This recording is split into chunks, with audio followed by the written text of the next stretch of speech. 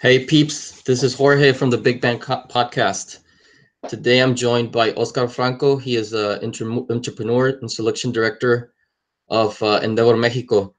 He's joining me to talk about a recent report that Endeavor released regarding the state of artificial intelligence in Latin America. So this is a good, interesting topic today. Oscar, thank you for joining me. Sure, man. Jorge, thank you so much for the invitation. Awesome. So talk to me about the report. Kind of like just a general overview of what Sure. why you guys decided to do a report, and then we'll dig into it. Sure. I'll talk about it a little bit more. So, obviously, Endeavor is a nonprofit organization. So, a little bit of an overall introduction. We support what we call high impact entrepreneurs. So, we do a complete research of the ecosystem, and in every country that we actually operate. So, we select these companies, help them accelerate, and once they become successful entrepreneurs, we encourage them to give back to the community, such as mentors, investors for the next generation of entrepreneurs. Cool. So every now and then we identify new trends and new sort of technologies that are currently emerging in the Latin American market. And artificial intelligence was actually one that we were very interested in looking like more into it about what was actually happening in Latin America. So thanks to the help of Endeavor and Evities, which is a partner of ours in this investigation, we did a complete research of the Latin American ecosystem, focusing on primarily companies in Mexico, Peru, Colombia, Chile, Argentina, Colombia, which are basically our peer offices that we Endeavor has 35 offices around the world. Those are basically our main offices in Latin America. So what we wanted to share with the world was a little bit of what was happening in terms of artificial intelligence in Latin America, specifically from the entrepreneurial perspective. That is actually something that we proudly support here at Endeavor Mexico. So basically, overall, what we learned is that there's basically a lot of interest in what is actually happening in Latin America in terms of artificial intelligence. We've seen regions such as Brazil and Argentina, which are basically our two outliers in the Latin American ecosystem, in every sense of the way, right? First of all, in venture capital, they're actually very sophisticated in terms of artificial intelligence. Also, successful entrepreneurs from both regions. That is actually very important in order to keep growing the market and have these success stories in order to share with the world what's actually happening in terms of artificial intelligence. Talent is another thing that actually those countries are very, very well developed in comparison of other countries such as Chile, Peru, and Mexico. That we could discuss about this a little bit more in the conversation. And we did a complete research of around 200 companies in Latin America.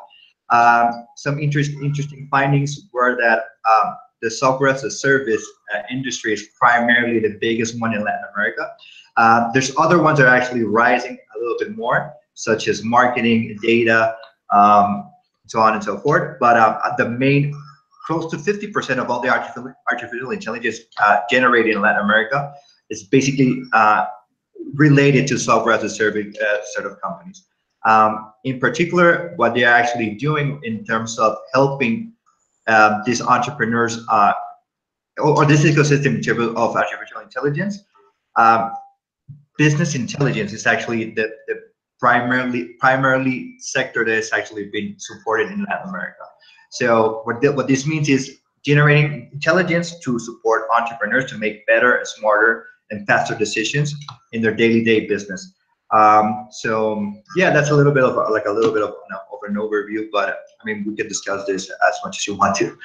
Sure. In terms of ecosystems, for example, the United States ecosystem and the European ecosystem, and the adoption between, in those sectors, how do you see the difference between those sectors in Latin America? Sure. So, for example, the two biggest ecosystems in terms of artificial intelligence, honestly, the US is one of them, and China is actually the other one. It's number two. So let me talk about a little bit more about the differences between both of them. In the United States is the private sector that is actually generating the lead in terms of innovation, in terms of artificial intelligence. So companies such as IBM, Facebook, Google are the ones that are actually trending in terms of the new technologies and the new ways of doing business in across the United States, and obviously building the basis for companies in Latin America to actually get access to those sort of frameworks in order to work in Latin America in related terms such as artificial intelligence. So it's basically the private sector is actually leading the way in the United States. For instance, in China, it's a little bit of the public sector, to be honest. And it's the public sector with public policies encouraging and giving incentives to companies in order to generate new technologies. That's one. The other one is the education-wise. The education and the government work hand to hand in terms of developing new patents and new technologies that they can share with the world.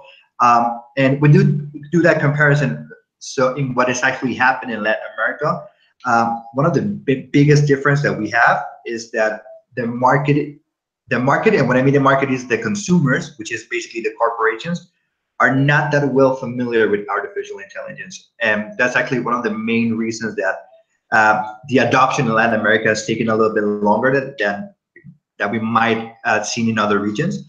So that's one. The other one is capital, obviously.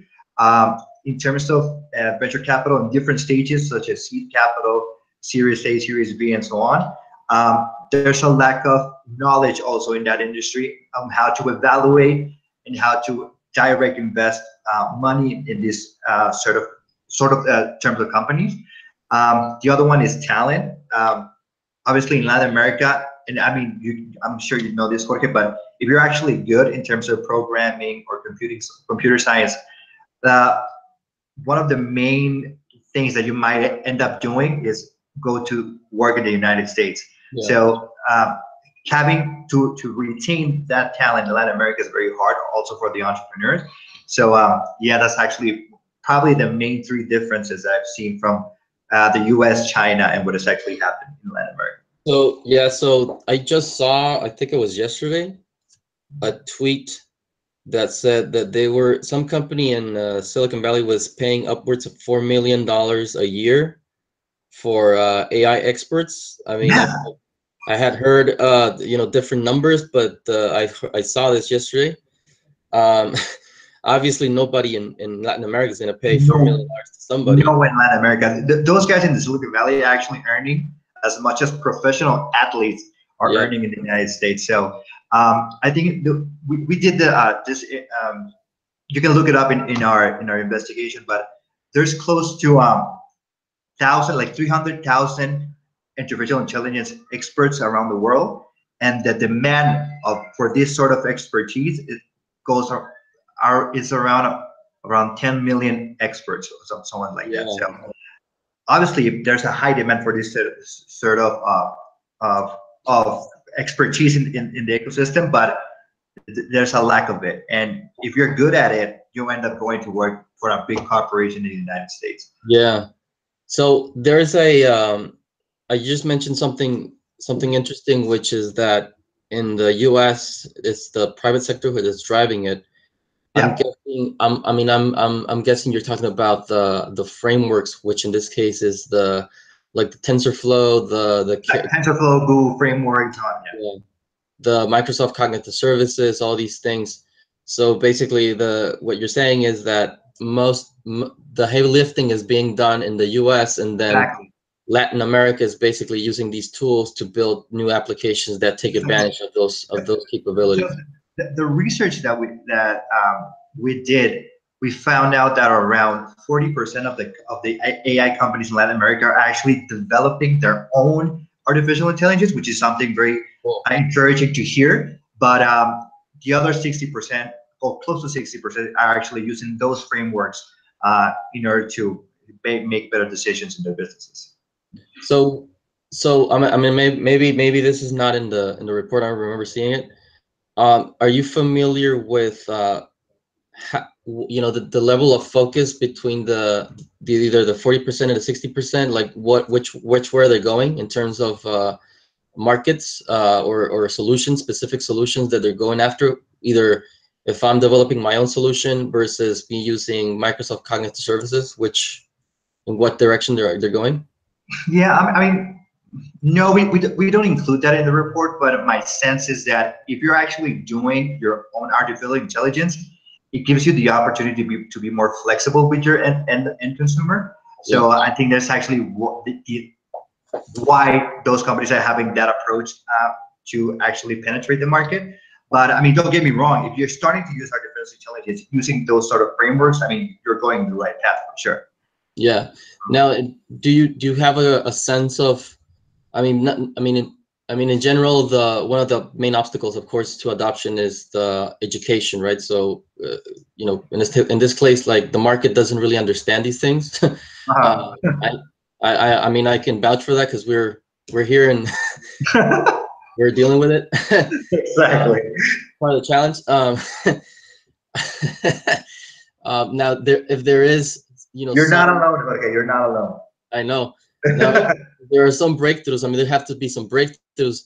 So what distinguishes between the ones that do break through and the ones that don't? The ones that adopt, but the ones that don't. So I think it's a mixture between having a good solution that actually help corporations to do faster processes, earn money, generate more sales, and also the corporations feeling more willing to be more open to work with entrepreneurs and with these sets of new technologies.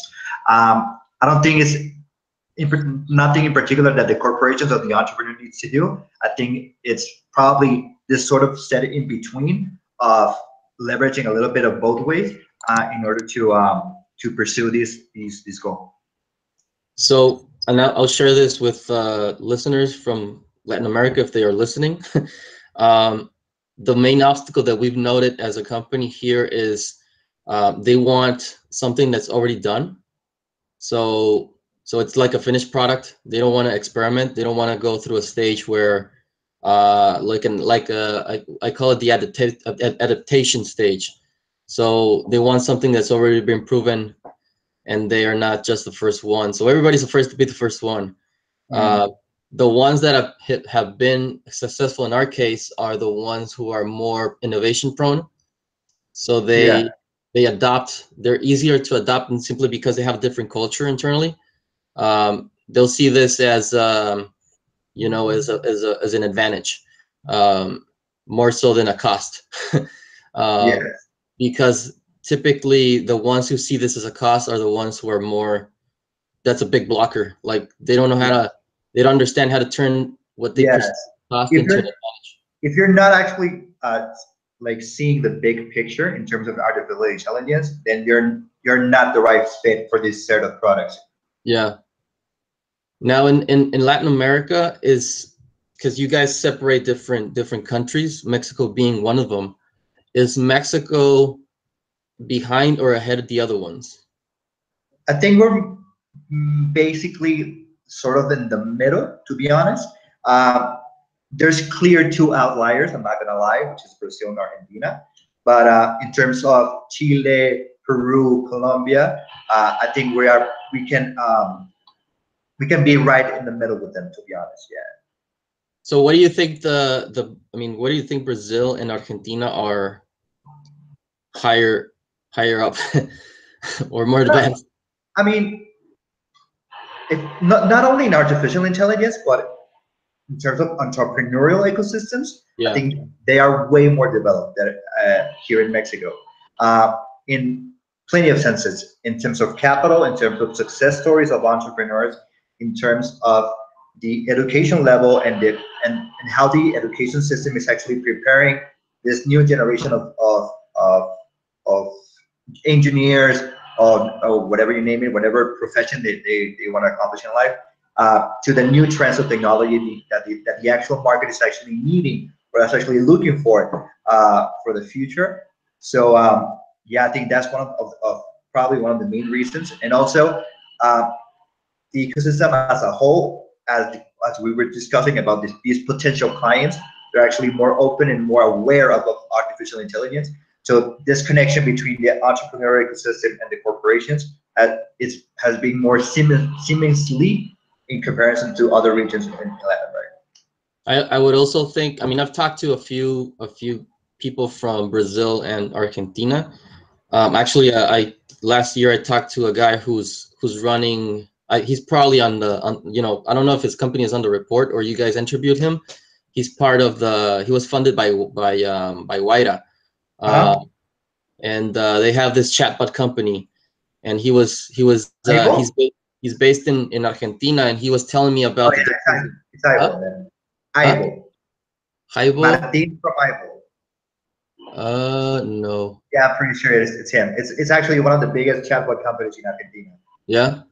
Yeah. So yeah, they were telling me about the difference between, the adoptions and stuff like that. That was in September last year, and he was, talking about similar things that we're talking about in terms of the blockages, and how they were not thinking about going to the U.S.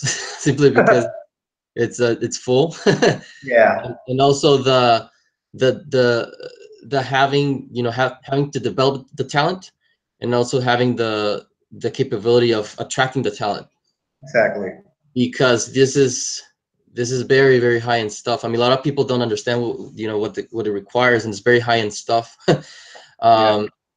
And so I mean, I'm sure, and there's actually companies that are generating new and innovative ways to retain talent also in Latin America, such as generating stock option pools in their cap table in order to retain specific high-end employees that they have in the corporations. So if you're actually listening and you have an AI company and you have top performers or top prospects, engineers working with you, just make sure that you actually retain them and make them part of the venture at the end of the day.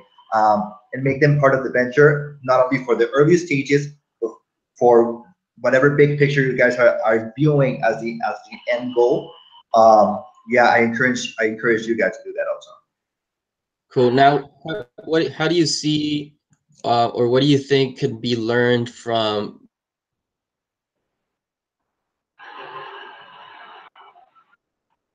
China or both,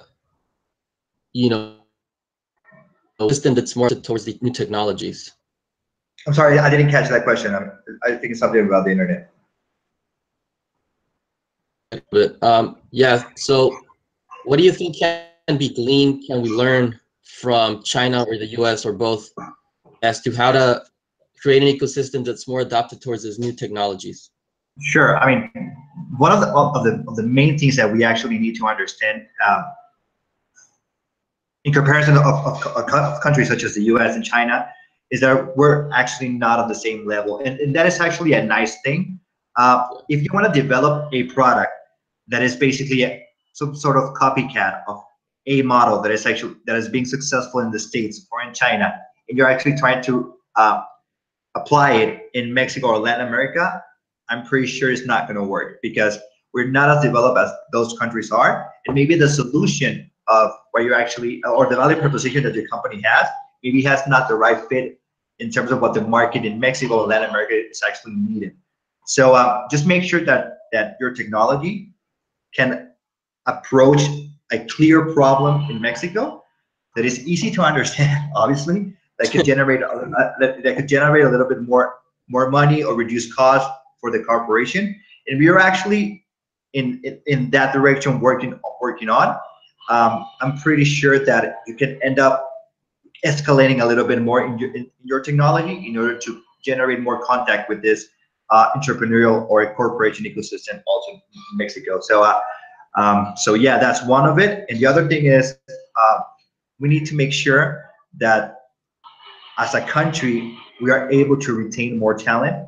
So generating more, I'm not gonna, maybe accessible is not the word, but interesting salaries, obviously, generating this new sort of ways to retain talent, such as stock option pools that we discussed before. And also for the venture capital side, just be willing to take a little bit more risk in your investments. I mean, if you're trying to evaluate an AI company the same way you do a food and agribusiness model, yeah, I'm pretty sure it's not gonna be the same, and they're not gonna have the same returns. The amount of investment and development that you guys need to do it 1,000 times more than a company in the traditional sector, you might say. So just be a little more open to be more risky about this, and also prepare yourself. If you're actually are going to try to evaluate these candidates in order to invest in them, just make sure that you actually do a little bit of homework before, and just make sure that if you're actually trying to invest in someone, that the outcomes or the ROIs of your investors might take a little bit longer, but the outcome I think is going to be more appealing. You know what? The last point is a huge one. I mean, and just by, I was in Mexico City about almost 2 months ago when an event that you guys did, matching up with the beach and stuff. And when I was talking to a few of them, I was telling them, hey, don't look at us like we're doing normal stuff. Yeah, I mean, exactly. don't evaluate us like, like a supermarket thing. I mean, Exactly. because it's not, the expectations are different. I mean, this is like a long-term thing, and you have to look at it that way. It's not like I'm going to return your investment in 6 months from now. I mean, it's absurd. Exactly. But don't get me wrong. I mean, raising capital in Mexico is actually very relevant, and obviously that's why the success of or countries such as Brazil and Argentina, which is have like pretty. I'm not going to say like an outstanding venture capital ecosystem, but I think it's pretty well developed. But I mean, for example, there's no need to actually raise capital here in Mexico. Or you can raise capital in the United States. We've seen companies do that. You can raise capital in Europe or in Asia or in Latin America. So also I just want to encourage you guys, if you're actually raising money, don't only look for money in Mexico. You can get money from other places. I'm sure Jorge knows also about this. Yeah. I mean, you know what? When I was over there, I was like, how do I? Because when you talk about valuations and all these things, how much money you're trying to raise. I mean, it's not the same as saying I'm raising this amount in Mexico versus you raising in the United States. I mean, they're different numbers. Yeah, it's a different number. I mean, you can see pre-seed rounds in the United States of around $2-3 million. Yeah. I mean, that's just, I mean, ridiculous. And when you do that a little bit more of a comparison from the Series A rounds in Latin America are close to 3 or 4 or 5 million. So yeah, I mean, that just to give you a little bit a perspective about the big difference in terms of venture capital that we currently have in Latin America in comparison to the United States. Yeah. So from I mean, maybe this is not a question to from your perspective or you guys' perspective. From a government point of view, is there something that those other countries do, in terms of Latin, in terms of Brazil and Argentina, do that Mexico can learn from to accelerate? Accelerate. I mean, having a support system by the government, I mean, obviously is beneficial, but I don't think necessarily is the right way to go. Yeah. I think that the private sector needs to actually be the ones in the lead in this terms of ecosystem such as the artificial intelligence. And if you're actually asking me what approach, what we need to do here in Mexico, the approach that China had or the approach that the United States had, I would actually be more willing to go to the United States, to be honest. Yeah. The United States is. I mean, when I talk to people about these things, I tell them, listen, it's like 10 years ahead.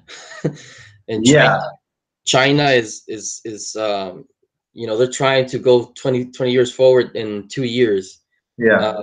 Just the type of investment they're doing in these things, and you can actually see it in the news and the stuff that's released, how much money they're investing in these things, and then how fast it's accelerating, even faster in the US, I think.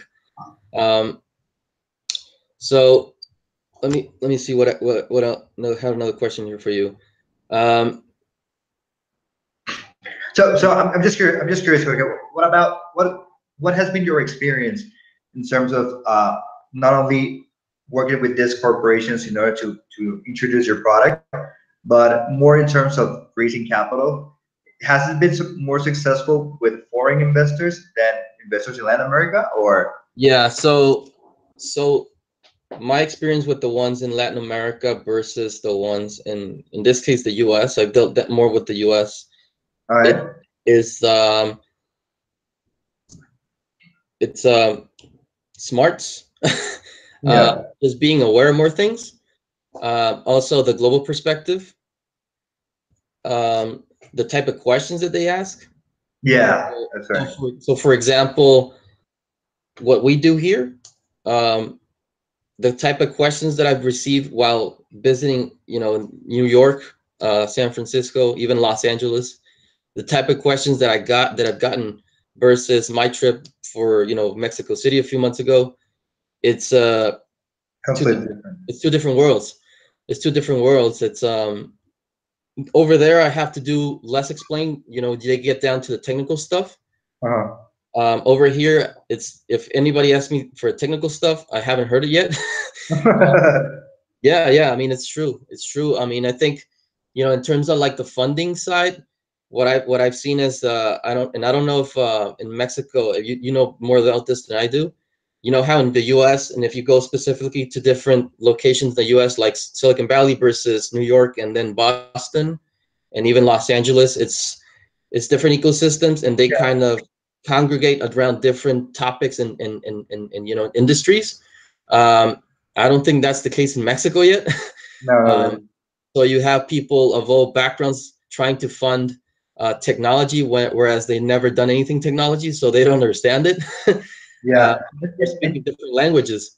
Yeah, and not only that, I don't know if you actually agree with this, but also the amount of venture capital of angel investors that had or has an entrepreneurial background Yeah. in the States in comparison to Mexico, it's also like abysmal, the difference between them. Yes. So that's also very relevant, to be honest. Exactly. So to give you an example, when I was in Mexico City a few months ago in that event, I could tell I could tell you right away who was a former entrepreneur and who wasn't. Yeah, And I didn't have to ask it. I mean, it was evident from the yeah, questions and the level of focus that attention they gave me. mhm. Um, it was that, and I was like, dude, I'm talking to somebody who's been through this before. They just haven't done this. I mean, Yeah, we're speaking. I mean, they've done quesadillas. I've done tacos. You know what I mean? exactly. Yeah, It's just that, but you can tell from the questions and the attention uh, yeah, that who was an entrepreneur and who wasn't. Who was just a guy who's got a job in a venture capital firm and feels exactly. and he feels hot about it. Yeah, that has an MBA at Stanford, and Yeah. Yeah, and also over here, as you said in the U.S., I mean, you'll it's very rare, I think very rare that you don't talk to somebody who's worked at some company or was an entrepreneur before that or exactly. sold it to some company. I mean, it's very rare that you don't talk to people like that. Yeah, And the level of conversation and the level of help, even if they don't want to invest in you, yeah, they're still going to help you, yeah, find another door. I mean, and exactly. and, and I always tell people the difference between, the type of mindset that's required Yeah, goes from that principle, which is the pay it forward principle, right? So even if I'm not going to help you, I'm not gonna stop you. yeah. um, so I have this buddy, and I'm just going off right now. So stop me when you want to. No, no, no, please, dude. I'm enjoying this. So for this particular company, Netec, I have a friend in the U.S. who's based in Chicago. He's older, way older than I am, probably like 20 years older than I am. Uh-huh. And a few months ago, I chatted with him because he wanted to understand what I'm doing, what I'm involved now. So we had this big chat with him, and he's like, I mean, I showed him the demo and whatnot. So he's like, you know what, Jorge, um, I'm gonna introduce you to a few people, and I'm gonna introduce you to a guy who's I don't want to mention his name on the air, Uh, uh, but he's like, I want to introduce you to this guy. He was one of the first 10 employees from Yahoo and one of the first 10 employees of Apple. So he's gone through 2 IPOs. So you can imagine he's got tons of money to want to do stuff, and he just started a fund. Um, and he's like, I could introduce you to more people, but the reason I want to introduce you to this guy is because he still has a heart. Yeah, Exactly. he's not a shark. And if he doesn't fund you, he's probably going to help you get funding elsewhere. So Yeah. if, like, that's the type of person that you want to work with. And Yeah. for us, you know, me being the CEO of this company is like, who do I want to be funded? Who do I want to fund this further? Who do I want to have a relationship in that way? Is like those type of people, right? Because they understand this. They also understand the path to getting somewhere, and then Right. also have that the attitude of paying it forward, not so Right. much you know, getting my money back from you as soon as I can. Yeah. And I think that's a huge difference from, you know, these different ecosystems. Yeah. um, And also when those like sets of people that actually have this good heart, this good kindness, this willingness to help, when they actually fund, for example, I mean, I'm sure you're quite aware of this, but when you look at the PayPal mafia, right? So all the guys that actually not only were the founders or co-founders of PayPal, were actually the first employees or first 10, 20 employees that started PayPal at close to like 10, 12 years ago. Um, when you look at that, when they actually end up selling the company, what they did next, I mean, it's actually outstanding. I mean, you got the founders of YouTube yeah, there. You got the founders of Slide, Elon Musk. I mean, obviously we all know him. Two venture capital firms were actually created from the money that those guys received from selling PayPal. So this sort of framework or this sort of history is where actually we as an endeavor, as an organization, we actually encourage. We yeah, actually That's what we actually work on every day to transform economies by helping those set of entrepreneurs that are not only have good companies that scale, but are actually looking for ways to either start a new venture or help others in mentorship wise, invest in the next generation, or just making sure that that the whole ecosystem knows their story as a whole. So yeah, I mean that's a great example that that just mentioned. yeah. And that's a good thing to do, because um I just had a guy yesterday here in the office who because we're building, or we're thinking about building a new product, and we had him in here. And I mean, he's kind of my age, so when we finished, he's like sharing all this information with me, like, oh my god, like I didn't even have to ask questions. He just went off. And I'm like, at the end, I told him, hey, thank you for sharing all your insights, yada yada yada. And he's like, well, I've also been an entrepreneur, so I know what it's like. So um Exactly. Yeah. I'm like, dude, I don't know many people like that here. Like, we're different breed, because I share stuff like off, Yeah, you know. I share stuff like all the time, like all the day at my work at Endeavor. I share my experience evaluating projects with entrepreneurs. I share my experience raising capital with entrepreneurs, what I've seen in Latin America that is actually working.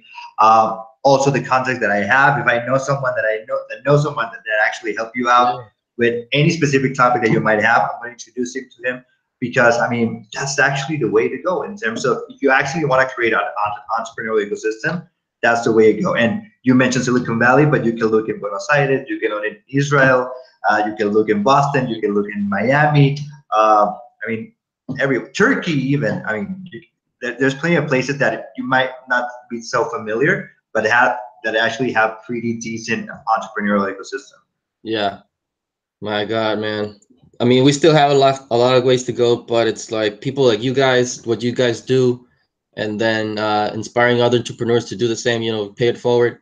That should, I mean, that's the attitude to have, and I wish more and more people would have it, because we will meet so much faster we did. Oh yeah, I mean, for sure, 100%. That's also one of the reasons that I wanted to do you know, this interview, because for me it was like, so they published it in Spanish. Well, I have a, you know, an English speaking audience. I've been doing this for 10 years. We're working on the English version and the Portuguese version. So Oh, there you go. I'll let you know when we have that information. Yeah, there you go. So this is my way of paying it forward. You guys who put information, I'll pass it Oh yeah, on. 100%. And not only that, I mean, obviously, I know that your audience is more related to artificial intelligence, but we've done white papers in the fintech industry in Mexico, in the e-commerce sector, healthcare. We are actually building some others that I cannot talk about yet, but they're actually very interesting in other sectors. So yeah, just make sure to log into Endeavor, www.endeavor.org.mx, and you can have all that information in there. Sounds cool. Sounds cool. Hey, so I don't know if you want to add anything else. I mean, I think we covered a lot. Yeah, I mean, I think this was a pretty interesting conversation, to be honest, Jorge. I mean, I've had the pleasure to know you for a little bit, for a while now, probably 5 or 6 years now. Kudos in your venture, man. I love what you guys are doing. This podcast is amazing. Just feel free to contact me, and we can discuss basically whatever you want to. I mean, I'm a passionate in terms of entrepreneurship, not only in Latin America but globally. Yeah, man, happy to help in anything you guys need. Thanks so much, man. And you know, my podcast is about pretty much everything having to do with innovation. So if you want to jump on and discuss fintech, let's do that. Healthcare. Let's do it. Let's do it. I can do Just it. make it happen. Sounds like a plan. Exactly. All right, man. Thank you so much for joining. Thank you so much, Jorge. Have a great day, man. You too.